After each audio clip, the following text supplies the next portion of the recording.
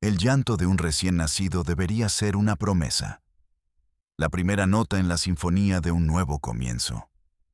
Debería sonar a futuro, a esperanza, a una página en blanco. Pero hay lugares en México donde la tierra está tan reseca de justicia que se traga las promesas. Lugares donde el silencio pesa más que el aire. Donde las paredes tienen memoria y lo que recuerdan es puro dolor.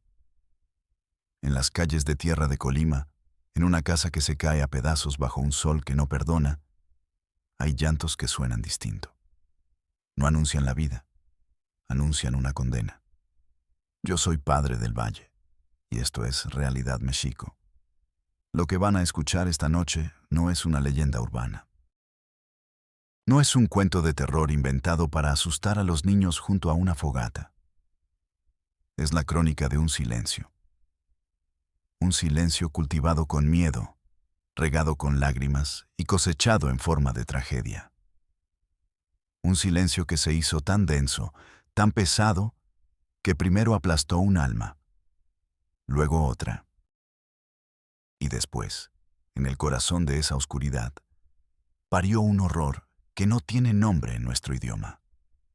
Porque para nombrar algo, primero hay que poder comprenderlo. Y esto desafía toda comprensión. En este canal no buscamos el morbo. El morbo es un veneno fácil, una curiosidad superficial que se satisface y se olvida. Nosotros buscamos algo más peligroso. Buscamos la verdad.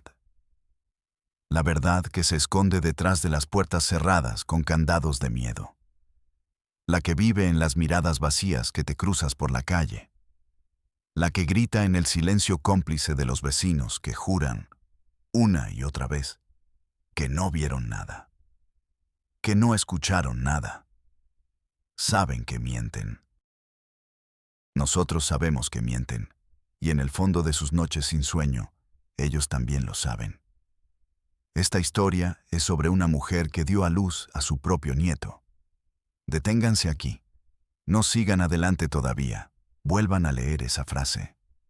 Despacio, palabra por palabra.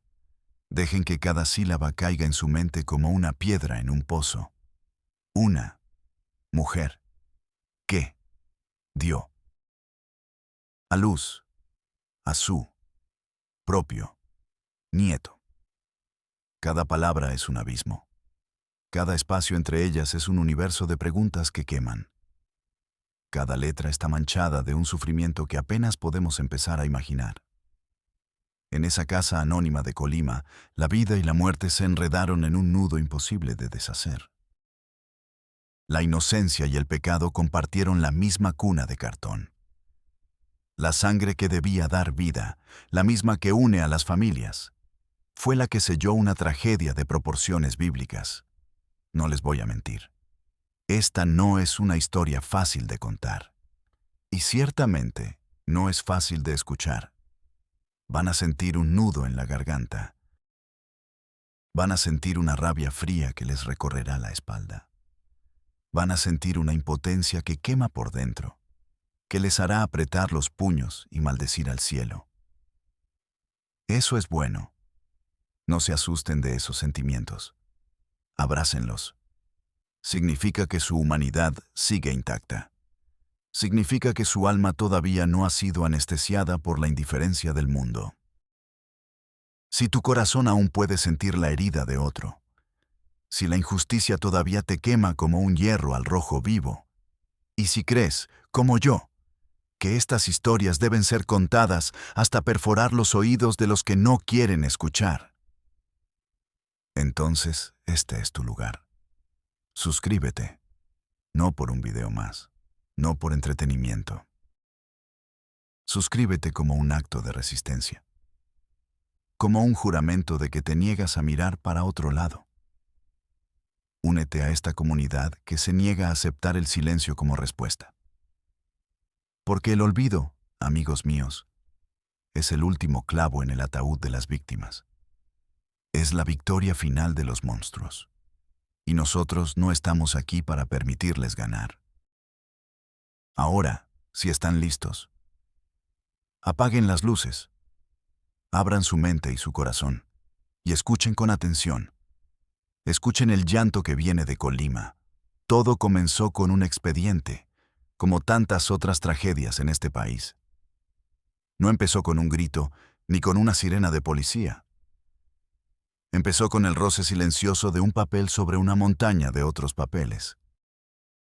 El expediente era delgado, casi insultante en su brevedad. Una sola hoja amarillenta dentro de una carpeta color manila. Su destino era el escritorio de Sofía Mendoza. Sofía era una trabajadora social, una de esas almas quijotescas que, contra toda evidencia, todavía creían que podían cambiar el mundo, o al menos un pequeño rincón de él. Un caso a la vez. Su oficina era un acuario de luz fluorescente y desesperanza. Las paredes, de un color indefinido entre el beige y la resignación, estaban cubiertas de calendarios de años pasados y avisos gubernamentales que nadie leía. El aire olía a café quemado, a papel viejo y al perfume barato de la burocracia. Y las carpetas, Dios, las carpetas, se apilaban en su escritorio, en el suelo, en sillas vacías. Cada una era un universo de dolor condensado en formularios. Niños golpeados, madres abandonadas, ancianos olvidados. Cada carpeta era una vida rota, clasificada por orden alfabético. Sofía sentía el peso de todas ellas sobre sus hombros. A veces, por la noche, creía escucharlas susurrar. Esa mañana, el expediente de los Robles llegó a la cima de la pila. No tenía número de caso previo. No tenía historial. Era un fantasma en el sistema. Dentro, una nota. Ni siquiera era un reporte oficial. Era un trozo de papel arrancado de un cuaderno de espiral. La caligrafía era temblorosa, casi infantil. Escrita con una pluma de tinta barata que se había corrido en algunas partes, como si una lágrima hubiera caído sobre ella. No había firma. No había teléfono. No había remitente. Solo miedo destilado en 12 palabras. El niño llora mucho. La madre no sale. Algo no está bien. Sofía leyó la nota 3 veces. Algo no está bien. Era la frase más común en su línea de trabajo, la más ambigua, y a menudo la más aterradora. Podía ser cualquier cosa, una simple disputa de vecinos, magnificada por el aburrimiento y la malicia, una falsa alarma de alguien con demasiado tiempo libre, o podía ser la punta de un iceberg, la primera grieta en la fachada de un infierno privado. En el trabajo de Sofía, la línea que separaba la rutina diaria del horror absoluto era invisible, y se cruzaba sin previo aviso. Dejó la nota sobre el escritorio. El silencio de la oficina pareció hacerse más profundo. Miró por la ventana. La ciudad se movía allá afuera. Coches, gente, vida. Pero en su mente solo estaba esa casa anónima. Esa madre que no salía, ese niño que lloraba mucho. Al día siguiente, el sol de Colima caía como plomo fundido sobre el asfalto. El viejo Tsuru de Sofía, un guerrero de 1000 batallas contra los baches y la indiferencia, se quejaba con cada cambio de marcha. El aire acondicionado había muerto hace años. Sofía conducía con las ventanillas bajadas, el aire caliente golpeándole la cara. Dejó atrás el centro de la ciudad, los edificios de oficinas, las tiendas, los semáforos. El asfalto se fue haciendo más delgado, más agrietado, hasta que desapareció. Entró en el reino de la tierra y el polvo, el México que no sale en las postales. Las casas aquí eran diferentes. Se escondían detrás de bardas altas, muchas de ellas coronadas con trozos de vidrio roto. No para decorar, para advertir. Cada casa era una fortaleza, cada puerta una declaración de desconfianza. Aquí, los problemas se resolvían adentro, o no se resolvían. pero rara vez se compartían. Encontró la calle sin salida. Las llantas del Tsuru crujieron sobre la grava. Y al final de la calle estaba la casa. Era exactamente como la había imaginado. Y peor. La pintura había sido blanca alguna vez. Ahora era un recuerdo gris, ampollada por el sol, desprendida en largas tiras que revelaban capas de otros colores, de otras vidas.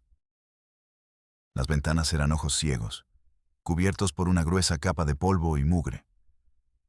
Una de ellas estaba rota, tapada con un cartón que se deshacía. El jardín era un cementerio de maleza y objetos olvidados. Una llanta, una botella de plástico, un zapato de niño, solitario y triste. Sofía apagó el motor. El silencio fue instantáneo y absoluto. Un silencio pesado, anormal. Ni el ladrido de un perro, ni el sonido de una radio. Nada. Solo el zumbido insistente de las moscas, danzando bajo el sol inclemente. Y entonces lo escuchó. Apenas un hilo de sonido. Tan débil que al principio pensó que era el viento. Un llanto, agudo, débil, intermitente. No era el llanto sano y exigente de un bebé con hambre. Era el sonido del agotamiento. El gemido de un pájaro herido que ya casi no tiene fuerzas para llamar. A Sofía se le erizó la piel, a pesar del calor sofocante. Un escalofrío helado le recorrió la nuca. Salió del coche. Cada paso hacia la casa se sentía pesado, como si caminara bajo el agua. Llegó a la puerta de metal oxidado. Tenía abolladuras, marcas de viejas frustraciones. Levantó la mano. Dudó un segundo. Luego golpeó. El sonido retumbó en el vacío. Un sonido hueco, muerto. Esperó. El corazón le latía con fuerza en los oídos. Nada. El silencio volvió a caer, más denso que antes. Golpeó de nuevo, más fuerte esta vez. Con la palma abierta. Servicios sociales. Señora Robles, por favor, abra la puerta. Su propia voz sonaba extraña en ese silencio. Esperó. Contuvo la respiración. Y entonces un ruido. Adentro. El sonido de unos pies arrastrándose sobre el cemento. Lento. Doloroso. Un cerrojo. Un cerrojo que se corrió con la lentitud de la agonía. Cada milímetro de metal que se movía parecía gritar una protesta. La puerta se abrió. Solo una rendija. Unos pocos centímetros de oscuridad. Y en esa rendija, un ojo. Solo un ojo la miraba. Un ojo sin vida, apagado. Rodeado de un mar de arrugas finas, sobre una piel marchita y pálida. ¿Qué quiere? La voz era un susurro. Un sonido que parecía hecho de polvo y telarañas. Era Elena Robles, la mujer de la carpeta. Su credencial de elector, que Sofía había visto en una copia borrosa, decía que tenía 42 años. La mujer frente a ella parecía de 60, o de 100, o de ninguna edad. El tiempo se había ensañado con ella, la había consumido desde adentro. Señora Robles, soy Sofía Mendoza, de Desarrollo Social, dijo Sofía, mostrando su identificación a la rendija. Recibimos un reporte anónimo sobre un niño. Elena no respondió. Su ojo no parpadeó. Solo se quedó allí, su cuerpo frágil bloqueando la entrada, como si estuviera protegiendo un tesoro sagrado, o un monstruo indescriptible. ¿Puedo pasar, por favor? Solo quiero asegurarme de que todo esté en orden. Es un chequeo de rutina, insistió Sofía, usando la voz más suave y menos amenazante que pudo encontrar. Detrás de Elena, en la penumbra de la casa, una sombra se movió. Una figura alta y delgada se materializó en la oscuridad. Un joven. Tendría unos 20 años. Su rostro emergió a la luz parcial de la puerta abierta. Y su mirada era distinta. No había miedo en sus ojos, ni curiosidad, había desafío. Una frialdad que no correspondía a su edad. Mi madre y yo estamos bien, dijo el joven.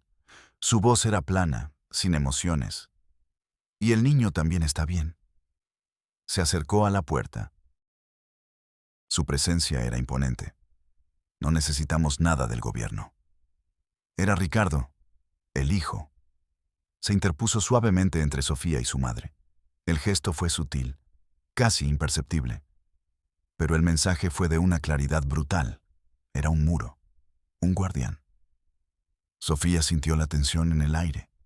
Era casi física, espesa, irrespirable. La dinámica entre ellos era profundamente extraña. No era la de una madre y un hijo preocupado. Era la de un carcelero y su prisionera. Solo es un chequeo. El protocolo me obliga, mintió Sofía, manteniendo la mirada fija en Ricardo. No iba a dejarse intimidar. No tardaré nada. Ricardo la estudió durante un largo momento. Sus ojos eran oscuros, ilegibles, como dos pozos sin fondo. Sofía tuvo la sensación de que no la estaba viendo a ella, sino a través de ella, calculando, evaluando. Luego, para su total sorpresa, una sonrisa se dibujó en su rostro. Una sonrisa que no llegó a sus ojos. Fría, vacía, antinatural. Se hizo a un lado, abriendo completamente la puerta. El gesto era una invitación y una trampa. Pase, dijo. Pase, señorita, vea usted misma. Hizo una pausa. Somos una familia muy normal. Sofía dio un paso adelante. Cruzó el umbral y sintió como si una puerta se cerrara detrás de ella. No la de metal. Otra. Una invisible. Acababa de entrar en el corazón de la pesadilla. Lo primero que la golpeó fue el olor. No era solo olor a pobreza. Ese lo conocía bien. Olía a polvo, a humedad, a comida barata. Esto era diferente. Era un olor denso, complejo, una mezcla nauseabunda. Olía a encierro, a aire viciado que no había circulado en meses. Olía a tristeza vieja, impregnada en las paredes como el hollín. Y debajo de todo eso, algo más. Un olor dulzón, empalagoso, como flores marchitas pudriéndose en un jarrón sin agua. El olor de algo orgánico que se descompone lentamente. A Sofía se le revolvió el estómago. Tuvo que hacer un esfuerzo consciente para no llevarse la mano a la nariz. Lo segundo que notó fue la oscuridad. A pesar del sol brillante de afuera, la casa estaba sumida en una penumbra perpetua. Las pocas ventanas estaban tan sucias que apenas dejaban pasar una luz gris y fantasmal. Los muebles eran escasos. Esqueletos de madera oscura contra las paredes manchadas. Una mesa coja. 2 sillas desparejadas. Un viejo armario con una puerta colgando de una bisagra. No había fotos en las paredes. No había adornos. No había rastro de vida, ni de alegría. Era el escenario de una rendición. Y en el centro exacto de la única habitación, como un altar profano, estaba el origen del llanto. No era una cuna. Era una caja de cartón, de las que se usan para transportar fruta. Estaba puesta directamente en el suelo de cemento desnudo. Dentro, sobre una pila de trapos que alguna vez fueron de colores, estaba el bebé. Sofía se acercó, sus pasos resonando en el silencio opresivo. Se arrodilló. Su corazón, que había estado latiendo con fuerza, pareció detenerse. El bebé era pequeño, terriblemente pequeño. Sus brazos y piernas eran palitos frágiles. Su cabeza parecía demasiado grande para su cuerpo diminuto. Su piel tenía un tono grisáceo, casi traslúcido. Se podían ver las venas azules bajo la superficie, una red delicada y enfermiza. No lloraba, no realmente. Era más bien un gemido. Un quejido débil, rítmico, que salía de sus pulmones sin fuerza. Un sonido que decía, me rindo. Lloraba sin lágrimas. Sofía sintió un nudo de hielo en el estómago. En su trabajo había visto niños desnutridos. Pero esto era abandono en su forma más pura y cruel. ¿Qué edad tiene?, preguntó Sofía. Su voz sonó extraña, ahogada. No apartó la vista del niño. 2 meses, respondió la voz de Ricardo desde la puerta. Sofía no se había dado cuenta de que se había quedado allí, vigilando. Una estatua oscura recortada contra la luz del exterior. Su calma era más aterradora que cualquier grito. Elena, por su parte, se había replegado a un rincón. La esquina más oscura de la habitación. Era una sombra más entre las sombras. No miraba a Sofía. No miraba al bebé. Su mirada estaba fija en una mancha de humedad en la pared, como si en esa mancha estuviera escrito el guión de su vida. «Parece muy pequeño para tener 2 meses», dijo Sofía, intentando que su voz sonara profesional, serena, ocultando la alarma que se había convertido en una sirena dentro de su cabeza. «¿Lo ha llevado al médico?» «No ha hecho falta», cortó Ricardo, con esa misma voz plana, sin inflexiones. «Mi madre sabe de estas cosas. Ella lo cuida». La mentira era tan descarada, tan obvia, que Sofía sintió una oleada de rabia. Ella no lo cuida. Ella ni siquiera lo mira. Hay un abismo entre esa mujer y esa caja de cartón. Un abismo hecho de terror y de algo más que Sofía aún no podía nombrar. Sofía extendió una mano, lentamente, para tocar la mejilla del bebé, para sentir su temperatura. La piel estaba fría y pegajosa. Clic. El sonido fue casi imperceptible, pero en el silencio de la casa sonó como un disparo. Sofía levantó la vista de golpe. Era Elena. Había emitido un sonido. Un chasquido con la lengua, un quejido ahogado en el fondo de su garganta, y temblaba. Todo su cuerpo se sacudía en espasmos violentos, incontrolables, como si tuviera un frío polar. Sus ojos, antes vacíos, ahora estaban desorbitados, fijos en la mano de Sofía, la mano que se acercaba al bebé. Estaban llenos de un pánico absoluto, primal. Sofía se quedó helada. Reconoció esa mirada. La había visto antes en animales atrapados en una trampa. No era el miedo de una madre preocupada por la salud de su hijo. No era la angustia de ser descubierta en su negligencia. Era otra cosa, algo más profundo, más antiguo, más oscuro. Era terror puro. Sofía retiró la mano como si la caja de cartón estuviera al rojo vivo.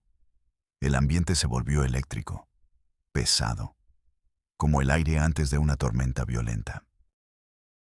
Se puso de pie, enfrentando a Ricardo, que no se había movido de la puerta. «Señora Robles», dijo Sofía, obligándose a mantener la voz estable. «Necesito hablar con usted. A solas». Ricardo soltó una risa, seca, corta, sin una pizca de humor. ¿A solas? ¿Y eso por qué? Su sonrisa helada volvió a aparecer. «En esta familia no tenemos secretos, señorita». «Es el procedimiento estándar», insistió Sofía, sintiendo su propio pulso en las sienes. Cada segundo en esa casa era una tortura. Ricardo la observó un instante más. Luego se encogió de hombros con una indiferencia estudiada. «Como quiera, pero le advierto que mi madre no es de muchas palabras». Se dio la vuelta y salió de la habitación, pero no se fue. Sofía lo escuchó sentarse en el escalón de la entrada. El leve crujido del metal, el chasquido de un encendedor, un guardián en su puesto. Sofía se volvió hacia Elena. La mujer seguía temblando en su rincón, abrazándose a sí misma. «Elena», dijo en voz muy baja, casi un susurro. «Estoy aquí para ayudarla. No tiene que tener miedo». La mujer no reaccionó. «Elena, ¿este niño es su hijo?». Era una pregunta formal, Una pregunta de formulario, o eso creía ella. Una eternidad pasó en el silencio. El tiempo pareció estirarse, volverse denso como la melaza. Finalmente, Elena asintió. Un movimiento casi imperceptible de la cabeza. Y susurró. ¿Sí? La palabra salió de sus labios, pero sus ojos gritaron, no. Sofía se acercó un paso más. El olor a podredumbre parecía emanar de las propias paredes. Elena, necesito que me diga la verdad. ¿Quién es el padre del niño? El temblor de Elena se intensificó. Su mandíbula se apretó. Las lágrimas comenzaron a rodar por sus mejillas. Lágrimas silenciosas, sin sollozos. Lágrimas que no hacían ruido, como si tuvieran miedo de ser escuchadas. Lágrimas que llevaban años, quizás décadas, esperando una oportunidad para salir. Abrió la boca para hablar, pero solo salió un jadeo, un estertor ahogado. Sus ojos se desviaron, llenos de pánico, hacia la puerta. Hacia la silueta de Ricardo recortada contra la luz. El terror en su rostro era tan puro, tan absoluto, que a Sofía se le heló la sangre en las venas. Él, comenzó a decir Elena. Su voz se quebró. El padre es... Se detuvo. Cerró los ojos con una fuerza brutal, como si quisiera desaparecer del mundo. Sofía esperó. El silencio en la habitación era un grito ensordecedor. Entonces, Elena abrió los ojos. La miró directamente. Y en el fondo de esas pupilas muertas, por un solo y fugaz segundo, Sofía vio la verdad. Una verdad tan monstruosa, tan antinatural, que su mente se negó a procesarla. No, no puede ser. Es imposible. Elena no necesitó decir la palabra. No hizo falta. El carcelero en la puerta, la prisionera en el rincón y la evidencia del crimen, gimiendo en una caja de cartón en el suelo. Sofía sintió un sabor metálico y amargo en la boca. El sabor del miedo. El sabor de lo impensable. Se dio cuenta de que no estaba respirando. Tomó una bocanada de aire, que se sintió espeso y sucio en sus pulmones. Esto no era desnutrición. No era abandono. No era negligencia. Era un horror sin nombre. Un pecado que no tenía casilla en sus formularios. Se levantó, sintiendo que las piernas le temblaban sin control. Necesitaba salir de allí. Necesitaba aire. Necesitaba pensar. Volveré, le dijo a Elena. No fue una frase de protocolo. Fue una promesa. Caminó hacia la puerta, sintiendo la mirada de Ricardo en su nuca. Pasó junto a él. El olor a tabaco barato se mezcló con el hedor de la casa. Ricardo le sonrió de nuevo.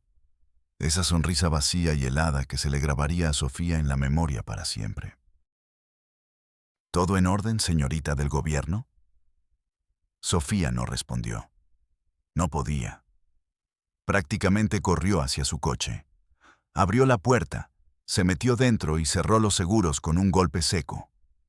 Arrancó el motor y aceleró, dejando una nube de polvo detrás de ella. Condujo sin rumbo durante varios minutos, con las ventanas abiertas, intentando que el aire limpio le llenara los pulmones y le borrara el olor de la casa. Pero el olor ya estaba dentro de ella, y la imagen no se iba. Elena temblando en el rincón. Ricardo vigilando desde la puerta. El bebé muriendo lentamente en una caja de fruta. Number. No era una familia normal. Era un infierno privado. Un microcosmos de horror perfecto y autosuficiente. Y Sofía acababa de abrir la puerta. Ahora tenía que decidir qué hacer con los demonios que había encontrado dentro. Para entender el llanto en la caja de cartón, hay que escuchar los ecos que rebotan en las paredes de esa casa. Ecos de otros llantos, de otras puertas cerradas, de otros silencios. El horror que Sofía encontró no nació con Ricardo, no nació con Elena.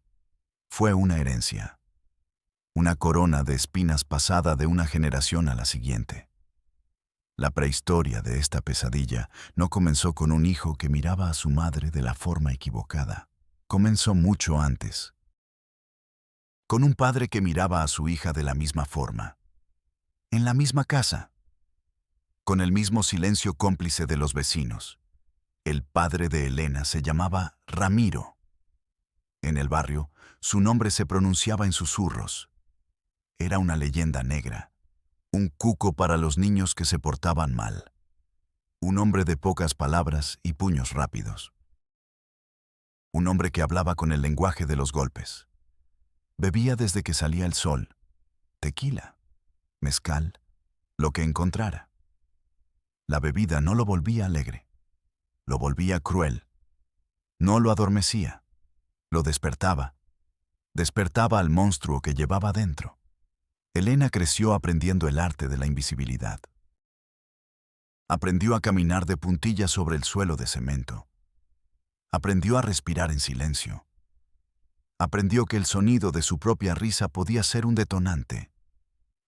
Aprendió la geografía del miedo. Sabía qué baldosas del suelo crujían. Sabía qué puertas chirriaban. Se movía por la casa como un fantasma, intentando no dejar rastro de su existencia. Aprendió que el amor de un padre podía tener la forma de un cinturón de cuero, que una caricia podía quemar más que una llama. Su madre. La madre de Elena era una sombra, un alma rota mucho antes de que Elena tuviera memoria. Una mujer que había aprendido a mirar a través de las paredes, a vivir en un mundo interior donde la realidad no pudiera alcanzarla. Estaba presente en cuerpo, pero su espíritu se había marchado hacía mucho tiempo. Habitaba la misma casa, pero vivía en el exilio de su propia mente. Un día, cuando Elena cumplió 13 años, la mirada de su padre cambió. Sucedió de la noche a la mañana. Ya no era la mirada de un padre a una hija. Se convirtió en la mirada de un hombre a una mujer. Una mirada posesiva, hambrienta. Elena sintió ese cambio como se siente un cambio en la presión del aire antes de un terremoto. Sintió un frío que no tenía que ver con la temperatura. La primera vez ocurrió en una noche de lluvia, una de esas tormentas que parecen querer arrancar el mundo de raíz. La casa olía a tierra mojada y a tequila barato. Su madre dormía en la otra habitación, o fingía dormir. Elena nunca lo supo. Quizás era mejor así. Ramiro entró en su pequeño cuarto sin hacer ruido. La lluvia ahogaba cualquier sonido. Se paró junto a su cama, una silueta enorme en la oscuridad. Elena se hizo pequeña bajo la manta raída. Cerró los ojos con fuerza. Rezó a un Dios en el que no creía. Ramiro no dijo nada. No hubo palabras, ni amenazas, ni promesas. Solo el sonido de la lluvia golpeando el techo de lámina y los sollozos ahogados de una niña a la que le estaban arrancando el alma. Esa noche se repitió, y la siguiente, y la de después. Se convirtió en parte de la rutina, como el amanecer, como el anochecer. Elena aprendió a disociar, una palabra clínica para un proceso brutal. Aprendió a separar su mente de su cuerpo. Su cuerpo estaba allí, en esa cama, sufriendo. Pero su mente se iba lejos, a un campo de flores que había visto una vez, a la melodía de una canción que había escuchado en la radio, a cualquier lugar donde las manos de su padre no pudieran tocarla. Cuando tenía 16 años, su madre murió. De tristeza, dijeron los vecinos en el velorio. Se dejó morir. Un día simplemente dejó de comer. Luego, dejó de hablar. Y finalmente, una mañana, dejó de respirar. Fue su única y última forma de escape. Elena se quedó sola con su monstruo. El infierno, que antes tenía testigos silenciosos, se volvió un asunto privado entre dos personas. Un año después, nació Ricardo. En el acta de nacimiento, en el espacio para el nombre del padre, había una línea vacía. Elena Robles, madre soltera. Nadie en el barrio preguntó. Nadie en el hospital insistió. En esos rincones del mundo, esas preguntas no se hacen. La supervivencia es más importante que la curiosidad. Cada familia tiene sus propios fantasmas. Pero Ramiro sabía. Y Elena sabía. Y el niño, Ricardo, creció en el epicentro de ese secreto podrido. Creció en una casa donde el aire estaba envenenado. Ramiro nunca le puso una mano encima a Ricardo. Nunca. Pero el veneno se transmite de otras formas. No solo a través de los golpes. Ricardo creció viendo el terror en los ojos de su madre, cada vez que su abuelo entraba en la habitación. Creció escuchando los ruidos ahogados que venían del cuarto de al lado en la noche. Creció sintiendo la tensión, una cuerda de violín a punto de romperse, cada vez que los tres estaban juntos. No entendía lo que pasaba, no con su mente de niño, pero su cuerpo sí lo entendía, su alma lo sabía. No aprendió sobre el amor, no aprendió sobre el cariño, no aprendió sobre la protección, aprendió sobre el poder.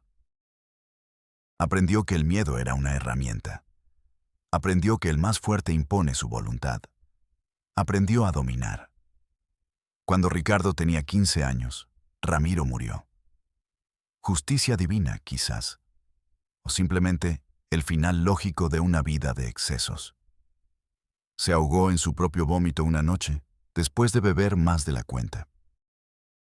Lo encontraron a la mañana siguiente, tirado en el suelo de la cocina. Elena sintió, por primera vez desde que tenía memoria, una punzada de algo que se parecía a la libertad. Respiró hondo. Y por primera vez, el aire no le pesó en los pulmones. Esa sensación duró poco, muy poco. El trono del tirano no permaneció vacío mucho tiempo. El vacío que dejó el monstruo fue llenado rápidamente, por su propia creación. Ricardo, el niño silencioso, el observador, el testigo que lo había visto todo, el que había aprendido la lección a la perfección. Al principio fue sutil, casi imperceptible. No salgas vestida así, mamá. Los hombres te miran mucho. ¿Quién te llamó por teléfono? ¿De qué te reías? No me gusta que hables con el vecino.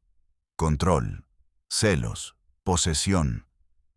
Repetía los patrones que había mamado desde la cuna. Usaba las mismas palabras que había escuchado susurrar a su padre, abuelo. Elena, cuyo espíritu había sido sistemáticamente pulverizado durante décadas, no supo cómo defenderse. ¿Cómo le pones un alto a tu propio hijo? ¿Cómo te defiendes de la única persona que te queda en el mundo?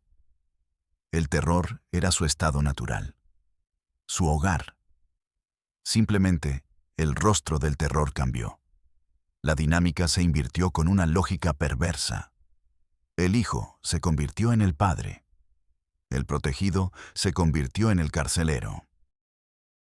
Y una noche, la historia, que es cíclica y cruel, se repitió. Con una precisión espeluznante. Ricardo entró en el cuarto de su madre. No dijo nada. El único sonido fue el de los grillos cantando fuera de la ventana, indiferentes, y los sollozos ahogados de una mujer a la que le estaban arrancando el alma. Por segunda vez. El ciclo se había completado. La víctima se había convertido en madre del verdugo, y luego, de nuevo en víctima de su propia creación. El bebé, Ángel, el que gemía en la caja de cartón. No fue un accidente. Fue la culminación, la prueba viviente de un legado de dolor. El punto final de una tragedia escrita con la misma sangre, en la misma casa. generación tras generación. Durante los días siguientes, Sofía no durmió. O si lo hizo, no fue un descanso. Fueron breves caídas en una oscuridad poblada de pesadillas. La imagen de la casa no se iba. El olor a encierro y a podredumbre se le había pegado a la memoria. La mirada de Elena, ese abismo de terror y resignación. La sonrisa helada de Ricardo. La sonrisa de un depredador que conoce el terreno. Y el gemido del bebé. Ese sonido que era la ausencia de toda esperanza. Sofía sabía que no podía volver sola. La frialdad de Ricardo, su calma antinatural, la había inquietado hasta la médula. No era solo un joven sobreprotector y retorcido. Había algo más. Una oscuridad calculada. Una inteligencia cruel. Sabía que necesitaba al sistema de su lado. Necesitaba el peso de la ley, la fuerza del Estado. Así que decidió seguir el protocolo. La ruta oficial. Elevó el caso. Su primera parada fue la oficina de su supervisor directo, el licenciado Morales. Morales era un hombre que parecía hecho del mismo material que su oficina. Gris, desgastado y sobrecargado. Llevaba 30 años en el sistema. 30 años viendo cómo la maquinaria burocrática devoraba las buenas intenciones y vomitaba formularios llenos. Sus ojos estaban cansados. Habían visto demasiadas Sofías, llenas de fuego y de rabia, solo para verlas, con el tiempo, apagarse y volverse parte del paisaje gris. Morales la escuchó sin interrumpir. Sus dedos, gruesos y manchados de tinta, estaban entrelazados sobre su abultado estómago. Su mirada, perdida en un punto de la pared detrás de Sofía. Sospechas de abuso, negligencia grave, abandono, concluyó Sofía. No se atrevió, todavía no. No se atrevió a poner en palabras la monstruosidad que había visto en los ojos de Elena. Morales suspiró. Fue un suspiro largo, pesado. El suspiro de un hombre que ha escuchado la misma historia demasiadas veces. El sonido de la derrota. «Sofía, ¿tienes pruebas?», preguntó, con una voz pastosa. «Tengo mi instinto profesional. Tengo lo que vi. La mujer está aterrorizada. El niño está en un riesgo mortal». «El instinto no sirve para llenar formatos, Mendoza», replicó Morales, con una calma que a Sofía le pareció exasperante. «Necesito hechos. Necesito fotos. Necesito un informe médico que certifique la desnutrición. Necesito una declaración. La mujer no hablará mientras su hijo esté delante. Está coaccionada, amenazada». «Eso», dijo Morales, ajustándose las gafas con un dedo, «es una suposición tuya. Muy profesional, quizás, pero una suposición». Sofía sintió una llamarada de frustración subirle por la garganta. Quiso gritar. Quiso golpear el escritorio. «Un paso a la vez, Mendoza», continuó el supervisor en un tono casi paternalista. «No podemos ir por la vida acusando a la gente de monstruosidades sin una sola prueba sólida. El sistema nos comería vivos, a ti y a mí. Y al final, no ayudaríamos a nadie. El sistema, esa palabra otra vez, una entidad sin rostro, un dios caprichoso y ciego al que todos temían. Un laberinto de reglas diseñado, parecía, no para encontrar la verdad, sino para evitar responsabilidades». Sofía sintió un frío recorrerle la espalda. El frío de los pasillos de un edificio gubernamental a primera hora de la mañana. El frío del café quemado y las esperanzas muertas. Salió de la oficina de Morales con una carpeta llena de formularios. Formato 7A. Solicitud de visita médica acompañada. Formato 12C. Reporte preliminar de situación de riesgo. Formato 3B. Notificación interdepartamental. El horror estaba siendo clasificado. etiquetado, diluido en jerga burocrática. El sistema no buscaba proteger a Elena ni al niño. Buscaba protegerse a sí mismo. Conseguir la orden judicial para la visita médica tardó 3 días.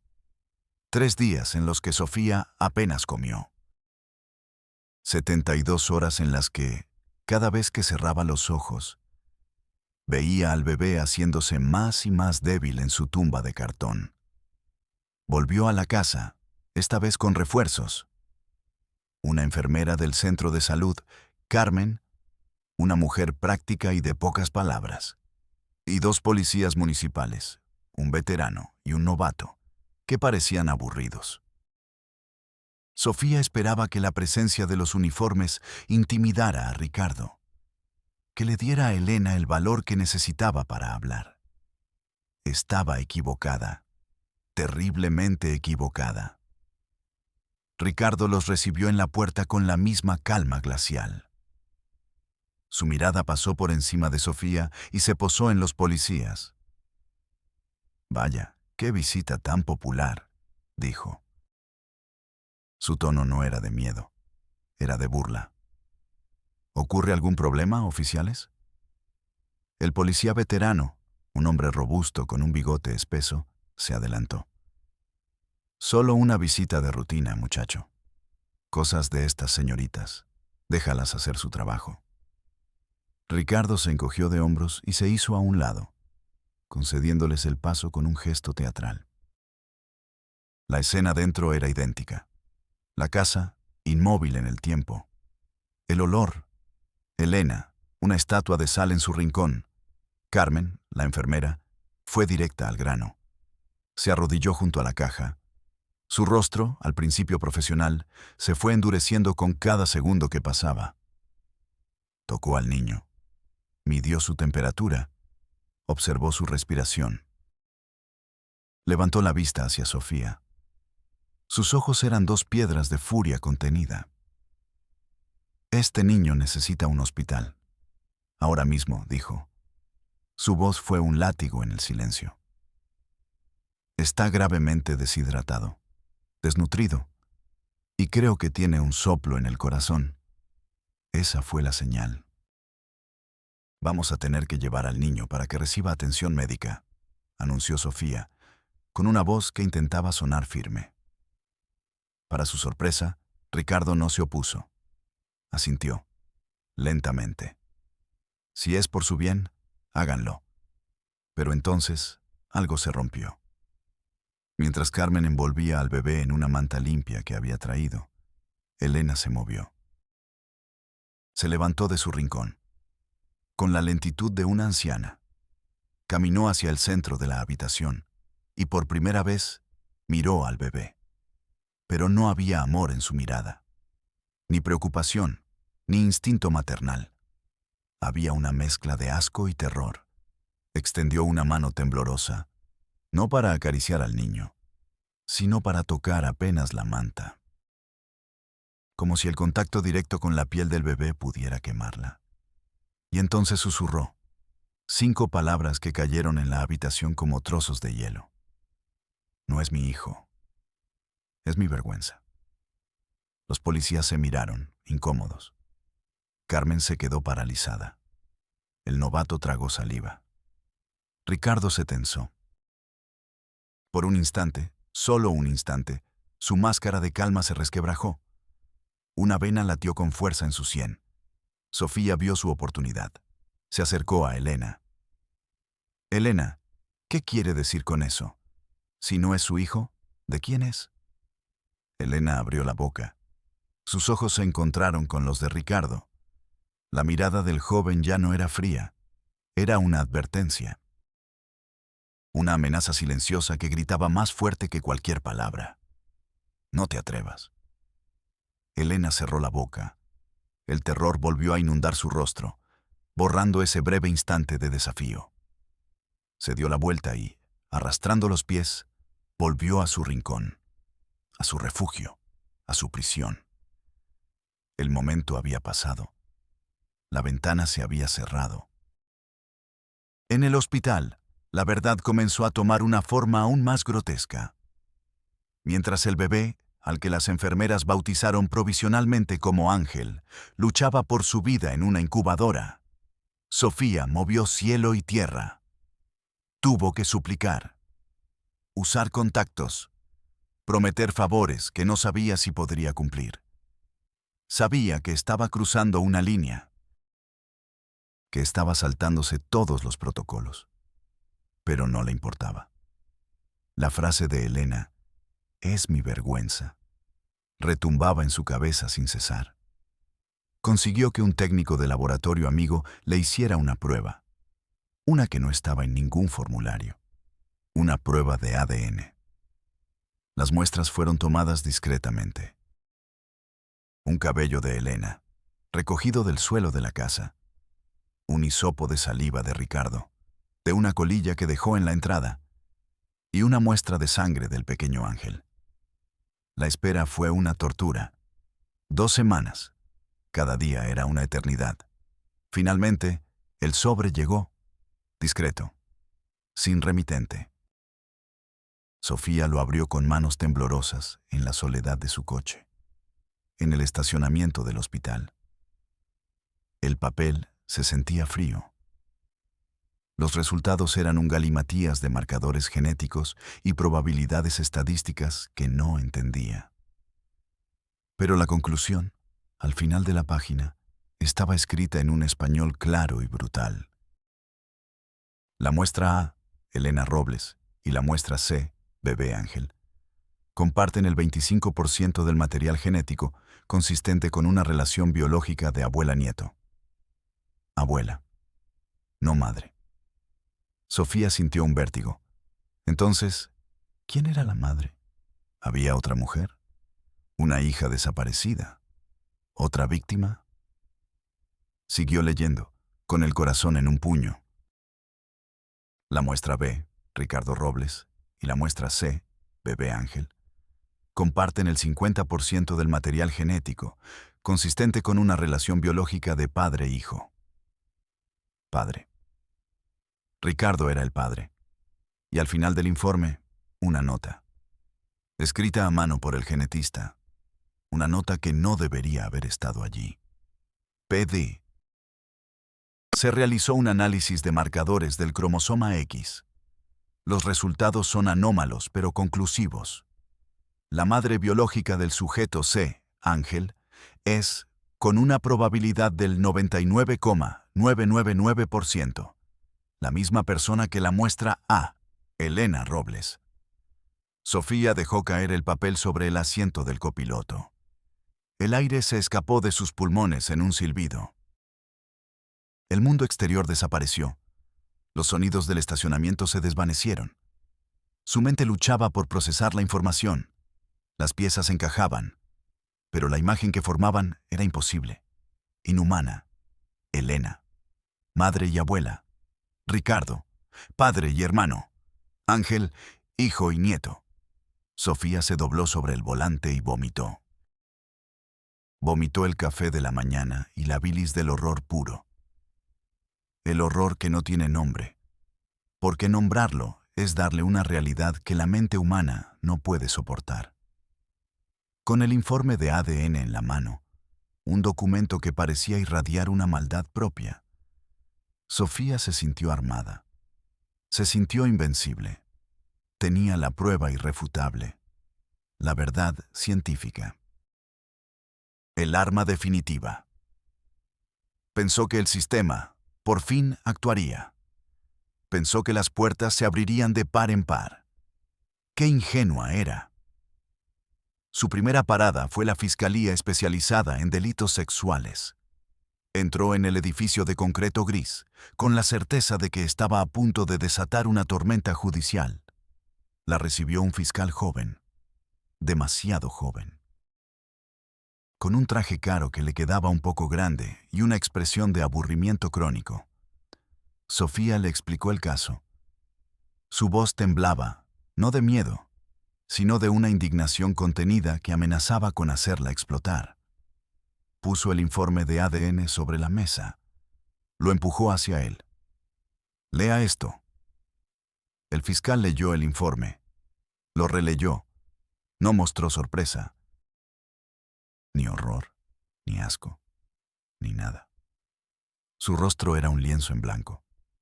Levantó la vista y bostezó. Un bostezo largo, sonoro, descarado. Un bostezo que a Sofía le pareció la más profunda y violenta de las ofensas. Interesante, dijo el fiscal, como si comentara el resultado de un partido de fútbol. Muy interesante su caso. Sofía lo miró, incrédula.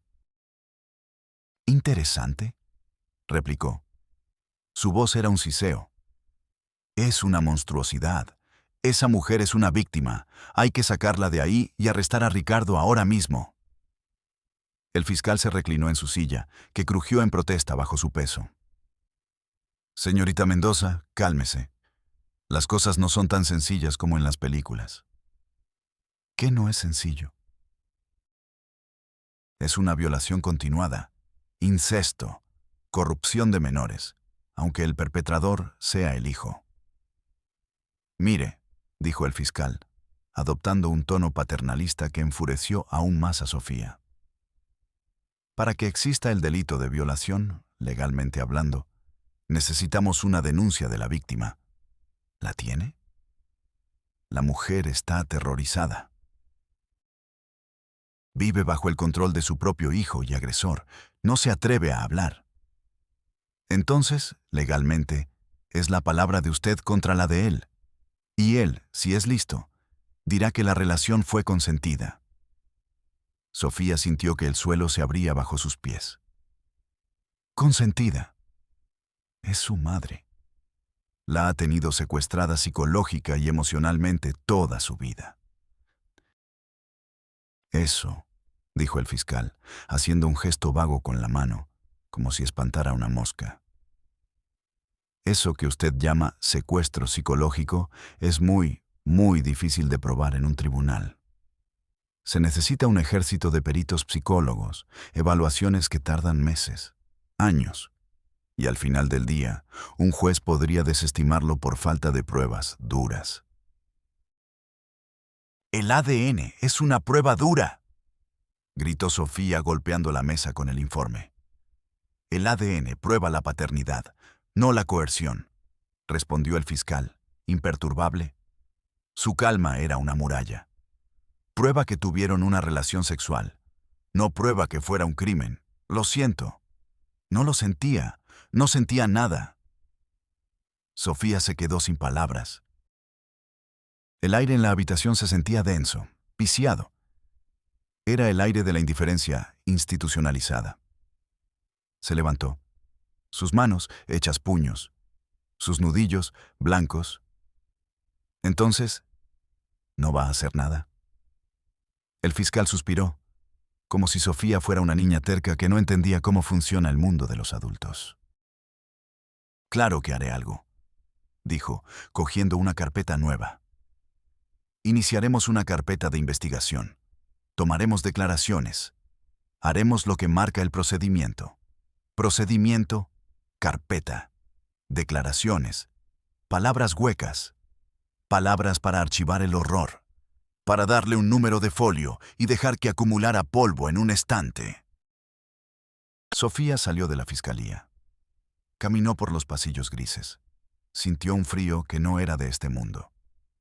El frío de la justicia que es ciega, no porque sea imparcial, sino porque, a menudo, se niega a ver. No se rindió. No todavía. El portazo del fiscal había dolido. Había dolido como un golpe físico. Pero Sofía todavía tenía una chispa de lucha dentro. Al día siguiente, fue a la Comisión Estatal de Derechos Humanos. El edificio era más nuevo, más limpio que el de la Fiscalía. Las sillas de la sala de espera eran más cómodas, pero el aire era el mismo. El aire de la impotencia bien intencionada. La escuchó una mujer amable, con un collar de perlas y una sonrisa triste. Le ofreció un vaso de agua. Le dijo que entendía su frustración. Sofía le contó la historia. De nuevo, el expediente, la casa, el olor, Elena, Ricardo, el bebé, el informe de ADN, el bostezo del fiscal. La mujer de las perlas escuchó con atención. Asentía en los momentos adecuados. Hacía anotaciones en un cuaderno. Cuando Sofía terminó, exhausta, la mujer suspiró. Una versión más elegante del suspiro de Morales. Señorita Mendoza, su caso es terrible. Verdaderamente desgarrador, dijo con una voz suave como el terciopelo.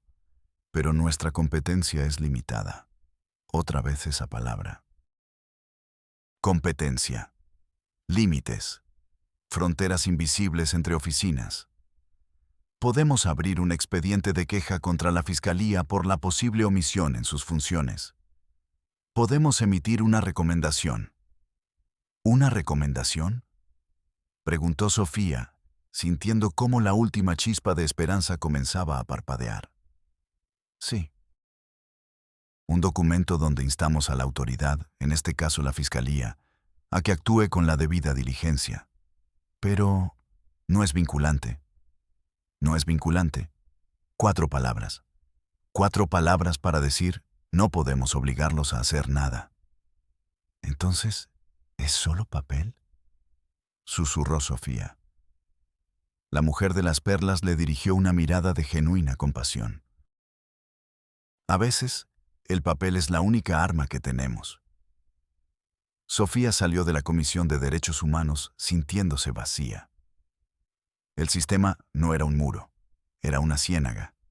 No te detenía de golpe, simplemente te hundías lentamente en ella, en sus procedimientos, en sus recomendaciones no vinculantes, en su jerga sin sentido. Te agotaba, te quitaba el aire, hasta que dejabas de luchar. Desesperada, hizo algo que nunca había hecho. Rompió el código de confidencialidad. Contactó a un periodista de investigación, un hombre de la vieja escuela, cínico y con fama de implacable. Se encontraron en un café ruidoso. Sofía le entregó una copia del informe de ADN. Le contó la historia. Omitió nombres, pero dio todos los detalles del horror. El periodista la escuchó sin decir palabra, fumando un cigarrillo tras otro. Sus ojos, pequeños y brillantes, no se apartaron de los de ella. Cuando terminó, el hombre apagó su cigarrillo en el cenicero. Es una historia potentísima, dijo. Su voz era rasposa. La historia del año, quizás.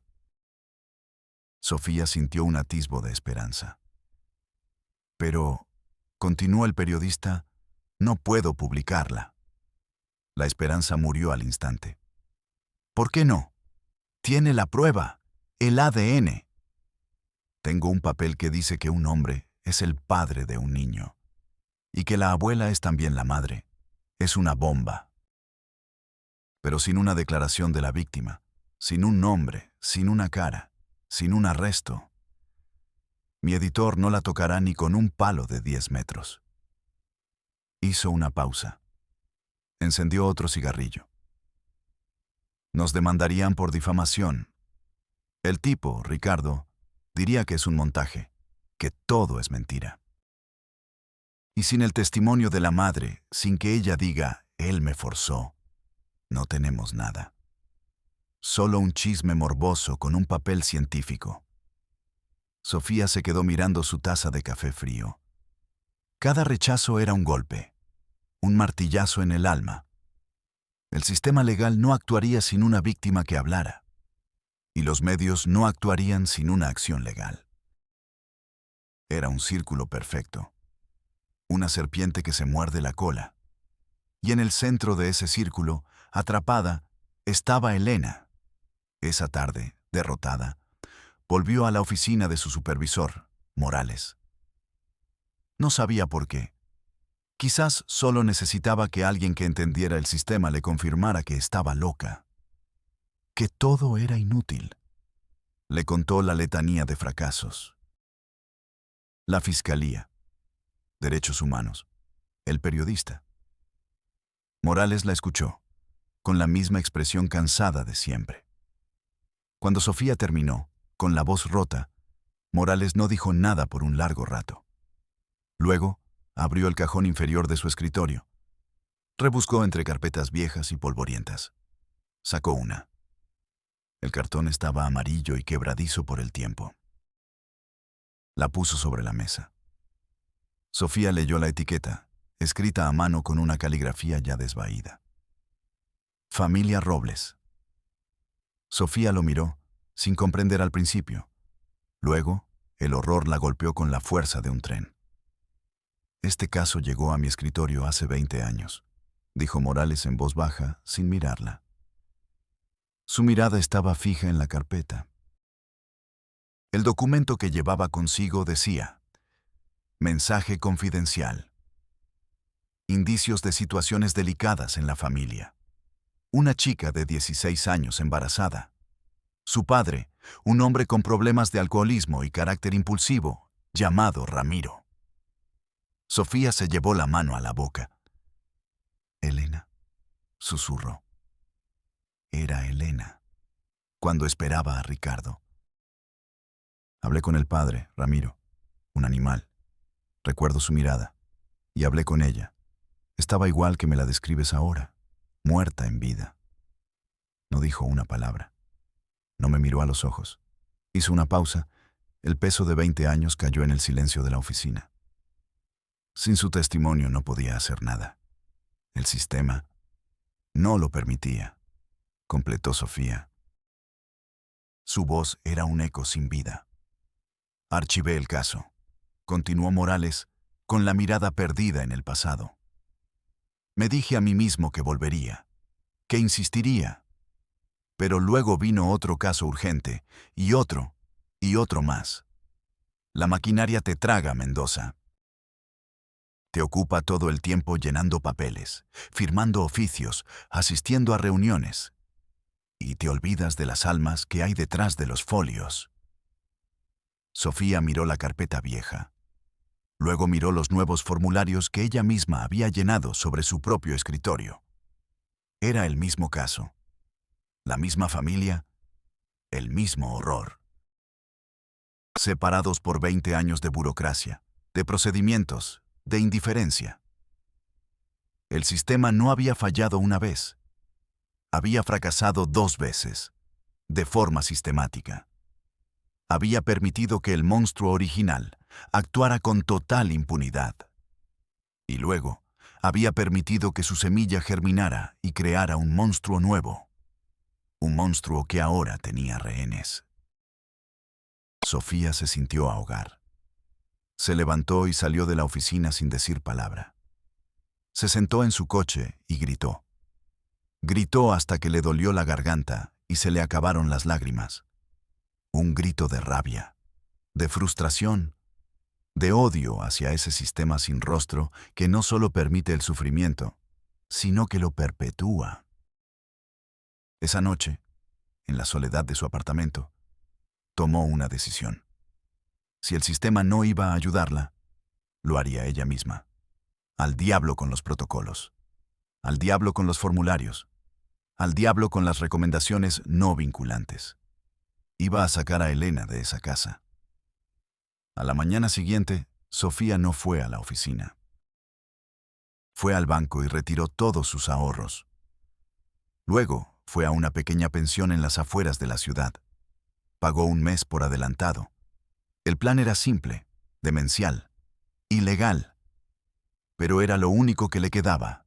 Iría a la casa. Esperaría a que Ricardo saliera. Y se llevaría a Elena, a la fuerza si era necesario. Llegó a la calle sin salida y aparcó a una distancia prudente. Esperó. El sol subió. Luego empezó a bajar. Finalmente, la puerta de metal se abrió. Salió Ricardo. Se fue en su motocicleta. Era el momento. Sofía corrió hacia la casa. La puerta estaba sin cerrojo. Entró. Elena estaba sentada en el suelo, meciendo la cuna de cartón. Vacía. Elena, dijo Sofía, vámonos. He venido a sacarte de aquí. Elena la miró. No había sorpresa, solo resignación. No puedo irme. Sí, puedes. Ricardo no está. Tengo un lugar seguro. Elena negó con la cabeza. Él volverá, siempre vuelve. Estaremos lejos. No te encontrará. Me encontrará, repitió Elena con una certeza aterradora. ¿Y si me voy? Le hará daño. ¿A quién? Preguntó Sofía, aunque una parte de ella ya sabía la respuesta. Elena miró la cuna vacía. Al niño. Lo tiene él. El mundo de Sofía se detuvo. Ricardo se había llevado al bebé del hospital. Nadie se lo había notificado. Otra falla del sistema. Otra pieza de información perdida entre departamentos. Se lo había llevado como rehén, como garantía, el ancla que mantenía a Elena encadenada a ese infierno. Sofía cayó de rodillas, derrotada. En ese momento, escucharon el sonido de la motocicleta que regresaba. El pánico se apoderó de Sofía. Elena la miró, y por primera vez, Sofía vio una chispa de urgencia. «Vete», susurró. «Vete ahora. Por la puerta de atrás. Si te encuentra aquí, será peor». Sofía salió por la puerta trasera justo cuando Ricardo entraba por la delantera. Corrió hasta su coche y se fue, con el sabor de la ceniza en la boca. Lo que pasó después se sabe a retazos. Sofía, rota y sin nada que perder, filtró anónimamente el informe de ADN a un bloguero independiente. La historia explotó en Internet. La presión mediática obligó a la fiscalía a actuar. Un día, un convoy de patrullas llegó a la calle sin salida, pero llegaron tarde. La casa estaba vacía. Elena, Ricardo y el bebé Ángel habían desaparecido. Se desvanecieron como fantasmas. Sus rostros aparecieron en las noticias durante una semana. Luego, fueron olvidados. La carpeta de investigación sigue abierta, acumulando polvo en un estante junto a la de hace 20 años. 2 monumentos de papel al fracaso.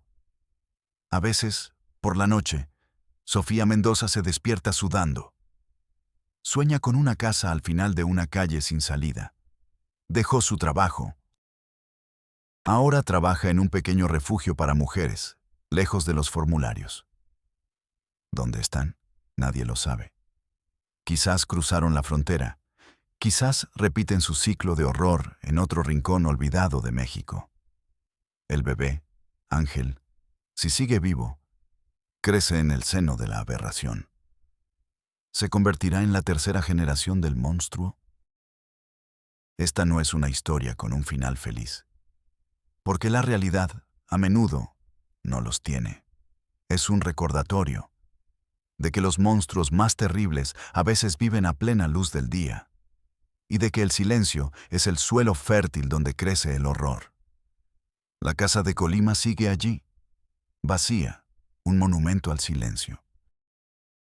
Y a veces, dicen, si pasas por allí de noche, todavía se puede escuchar un llanto. El llanto de una vergüenza que nunca encontró justicia. Soy Padre del Valle, y nos vemos en la próxima Realidad México.